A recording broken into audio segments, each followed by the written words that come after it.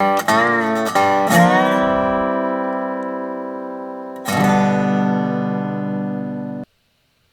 morning, everybody, and welcome back to Coffee with Craig, where we talk about all things firearms policy, culture, music, movies, you name it. We're talking about right here on Coffee with Craig. So please take a moment, like and share this video program, or like and share our podcast. So whether you're watching us on Facebook or YouTube, or whether you're listening to us on Apple Podcast, Apple iTunes, or Google Podcast, feel free to let your friends know that this is the place and this is where the conversation is happening. Also, want to encourage you, please go to fpcgear.com, fpcgear.com. In the event that you didn't get the cool, pro Second Amendment gear that you would have liked to have gotten for Christmas, well, now you can get it yourself. Just know there's all sorts of cool t-shirts, coffee mugs, hoodies, you name it, all sorts of things that help show outwardly your support for the Second Amendment while actually supporting the Second Amendment, because every dollar that you spend goes right back into the fight for our right to keep and bear arms. So FPC Gear is the place to go if you want to support the Second Amendment and look good doing it. That's fpcgear.com. All right, let's talk about supporting the Second Amendment. You know, there's a lot of I'm not the biggest country Western music fan.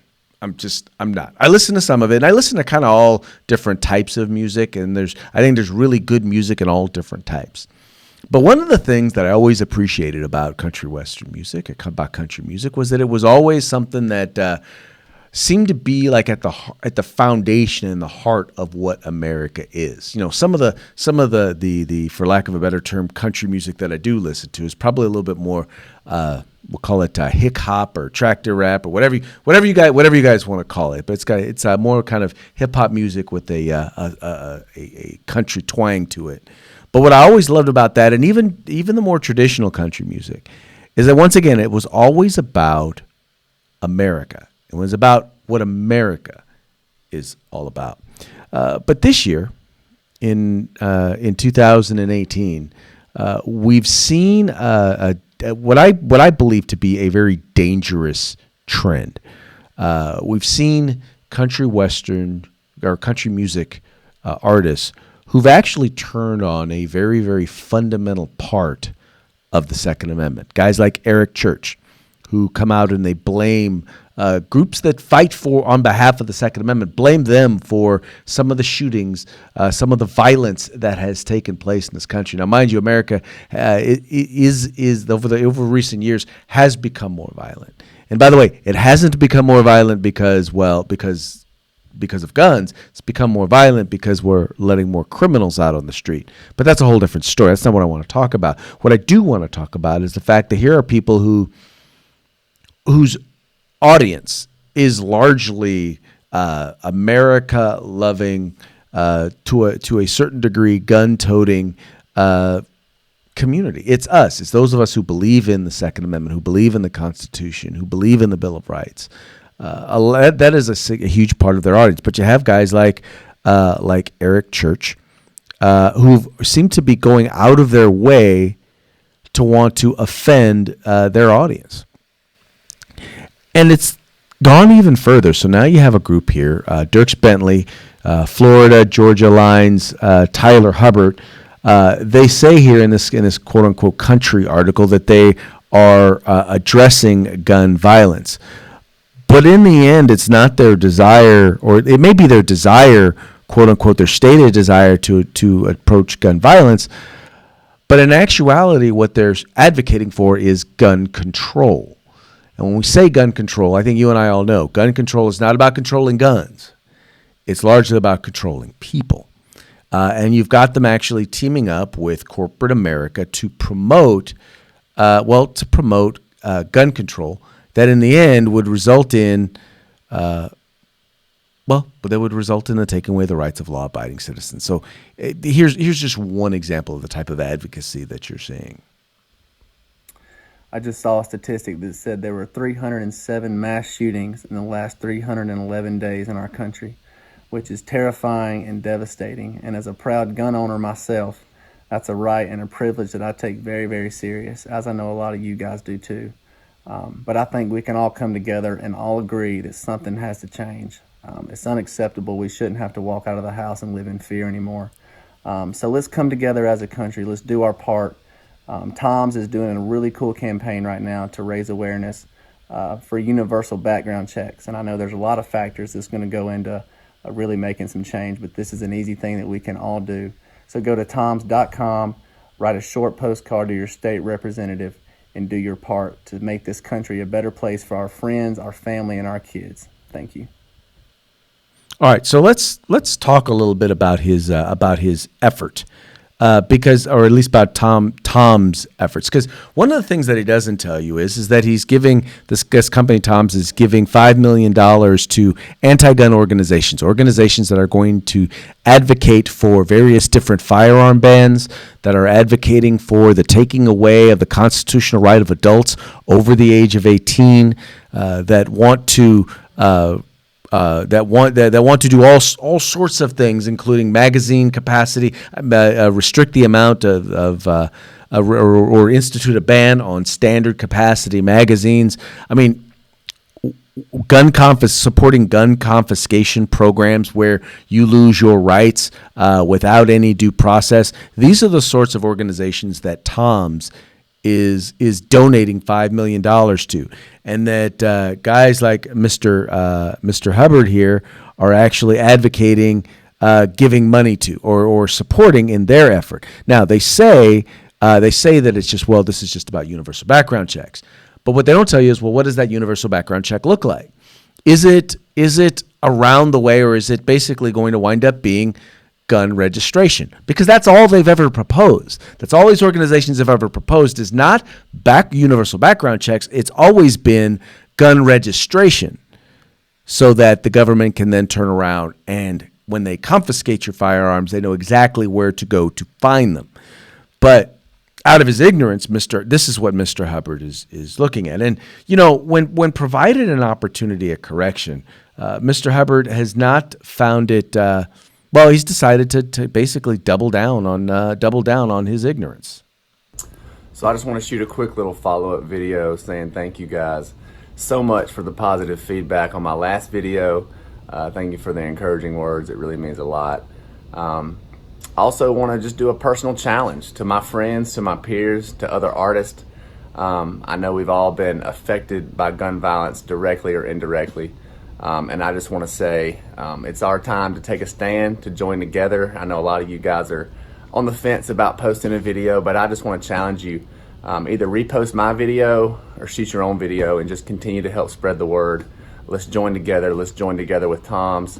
It's super easy, and we got a lot of fans that need to continue to spread this word. So if you're a proud gun owner, if you're an artist, if you're a friend of mine, that's my personal challenge to you guys. Continue to spread the word, repost my last video, and let's make a real change. Love you guys. Okay, now let us be clear. If you are a proud gun owner, meaning you own firearms and you believe and support the Second Amendment, you don't want to do anything that this guy is telling you to do. And if, by the way, if you're on the fence about whether you should or you shouldn't, then maybe you need to take some time and go back and read some history. Maybe you need to go back and realize that all of these gun control laws that have been put in place from the very beginning were all about keeping undesirable people from owning firearms. It's about keeping people of color, whether they were Native American, whether they were Chinese, whether they were African American, whatever they may be. It was all about keeping them from owning guns. The fact is that, once again, it used to be a time in country music where the artists in the music actually represented the lifestyle and the beliefs and the values of the West, of those who are in country Western music, or those who are in Middle America.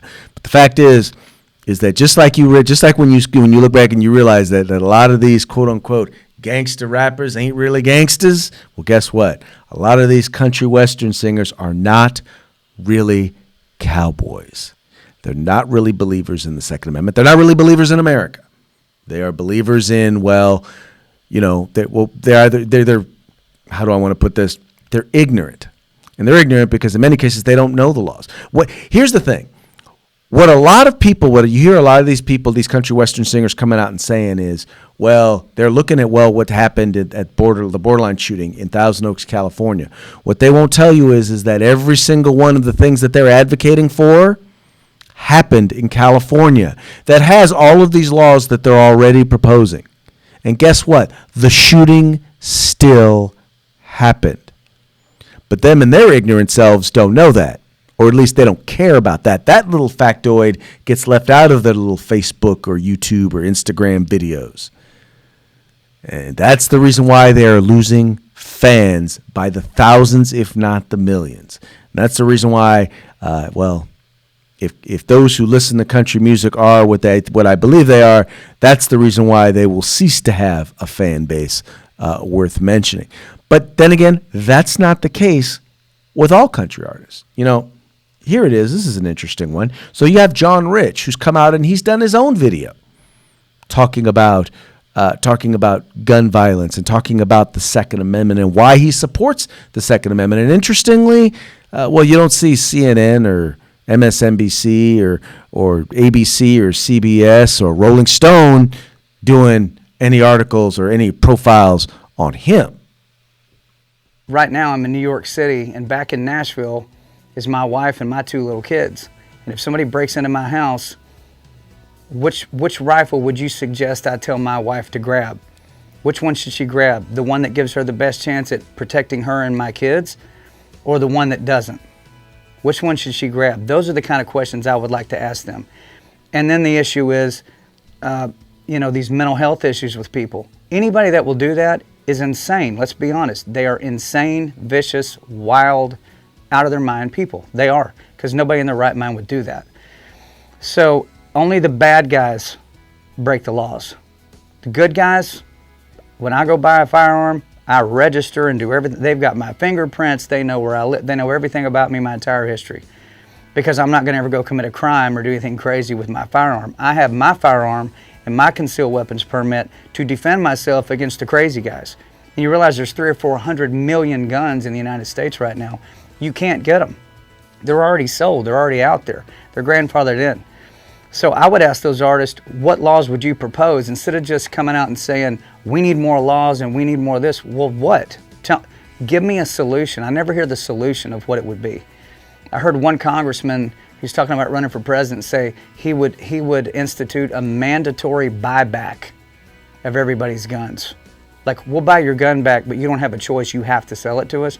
I mean, that's what scares people like myself and Charlie Daniels and people like that, is once you start moving in that direction, someday you could actually see that happen, where somebody literally knocks on your door in the future and says, Mr. Rich, we're here to purchase all your weapons back. I go, my weapons are not for sale. We're going to purchase them anyway. This is where this can lead to. Okay, well, I very much appreciate most of what he says, because here's the thing. He wants to have a discussion and a dialogue about firearms, about gun violence and gun laws.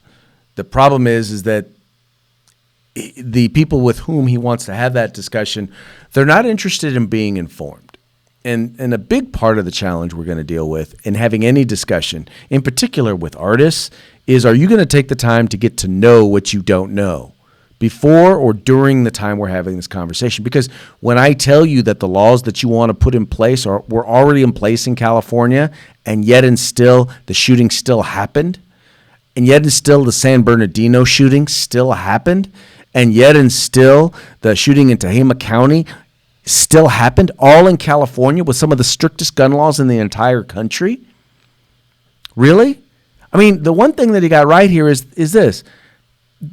Criminals and those who are the mentally ill, they're the ones who are committing the majority of these crimes. And guess what? They're not obeying the law. In most cases, those who are committing crimes with guns, I mean, we're not talking about suicides, but committing crimes with guns, aren't using guns that they purchased legally. So your universal background check doesn't really matter. Your magazine capacity really doesn't matter. Your banned weapons, they're getting firearms by means other than buying them legally. So I don't know exactly what it is you think that you're doing or you think you could do with some of these laws, but the fact is you don't know. But you still want to do this. And oh, by the way, when it comes to a government buyback, let me be very clear. And this is an interesting thing that I've come to realize recently. Not realize, but just an epiphany that it hit me. You can't buy back what you never owned. You've never owned my guns. You never owned my right to own a gun. First of all, the right to own a firearm is innate. The fundamental human right of self-defense was mine. It was mine before I was ever thought of, before I was ever created, before I was ever on this earth. The right to be able to defend myself always existed. And the Constitution gave me the right to keep and bear arms. Or not anything, it didn't give it to me. It enumerated what was already my fundamental human right. So when I own a firearm, and oh, by the way, I didn't buy my firearm from the government, so you're not buying anything back. It belongs to me. And no, you cannot have it. That's the American way. That's the outlaw, the attitude that I've always seen as a part of country western music.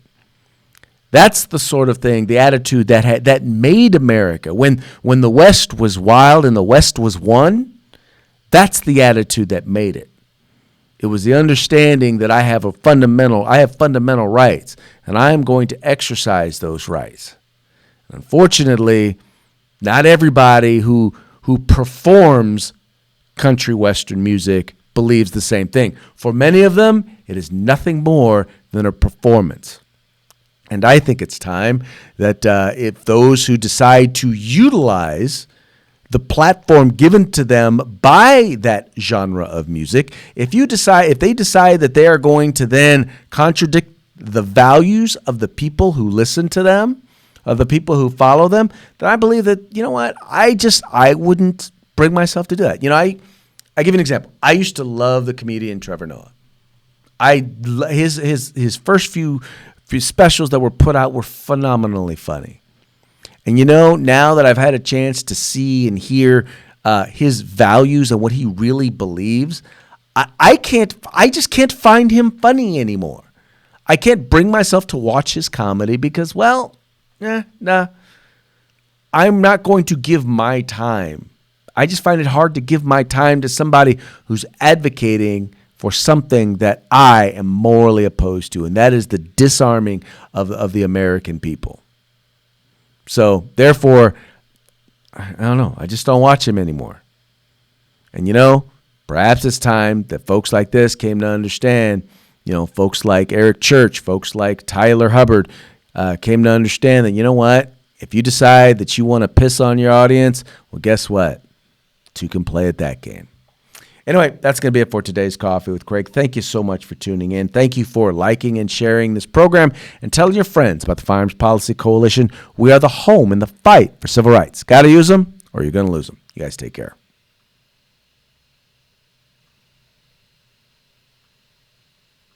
If you like our videos, follow, subscribe, like, and share.